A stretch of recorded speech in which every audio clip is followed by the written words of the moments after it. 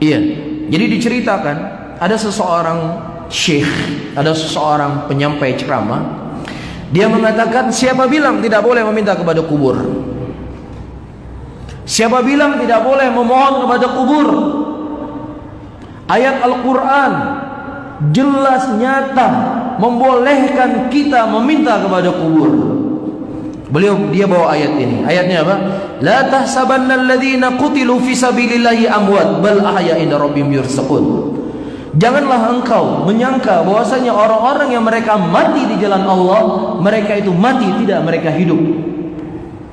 Inda rabbihim yurzaqun. Kemudian ada seorang talib min talabah, ada seorang penuntut ilmu yang hadir di majelis tersebut. Dia mengatakan, mohon maaf ya Syekh, mohon maaf ya Syekh, iya, ayat yang kau jadikan sebagai sandaran bolehnya meminta kepada kubur, ini justru ayat ini membantah ucapan Anda sendiri.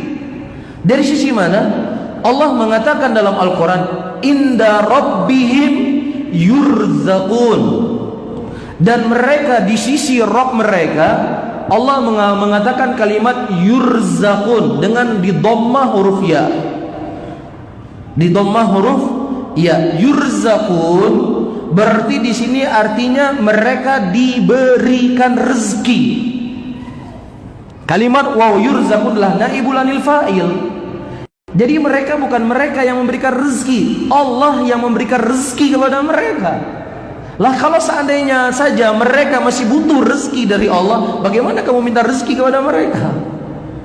Boleh Anda jadikan ayat ini sebagai dalil kalau Allah mengatakan inda rabbihim yarzuqun, mereka hidup di sisi Rabb mereka dan mereka yarzuqun, mereka memberikan rezeki. Tapi Allah tidak mengatakan yarzukun, memberikan rezeki. Allah mengatakan yurzaqun, mereka diberikan rezeki. Beda kan? Yarzukun dengan yurzaqun. Kalau yarzukun mereka yang memberikan rezeki, tapi kalau yurzaqun mereka yang diberikan rezeki. Lah kalau mereka saja yang kamu minta rezekinya kepada mereka, mereka saja masih butuh rezeki dari Allah. Kenapa kau tidak minta langsung kepada Allah Subhanahu wa taala? Bisa difahami ya? Sehingga sungguh benar apa yang disebutkan oleh Syekhul Islam Ibnu Taimiyah rahimahullah, tidaklah seseorang mendatangkan sebuah ayat di dalam Al-Qur'an atau sebuah hadis Rasulullah sallallahu alaihi wasallam untuk membenarkan kebatilannya kecuali ada jawaban dari ayat itu sendiri. Dari ayat yang mereka gunakan, itulah ayat dia jadikan sebagai bantahan. Bisa difahami di sini? Ayyuhal ikhwan rahimani wa rahimakumullah. Ini satu. Dari sisi ayat tidak ada satupun yang menunjukkan demikian. Dan juga di sisi praktek, ketika terjadi musim kemarau yang sangat panjang di zamannya Umar bin Khattab radhiyallahu taala anhu. Iya.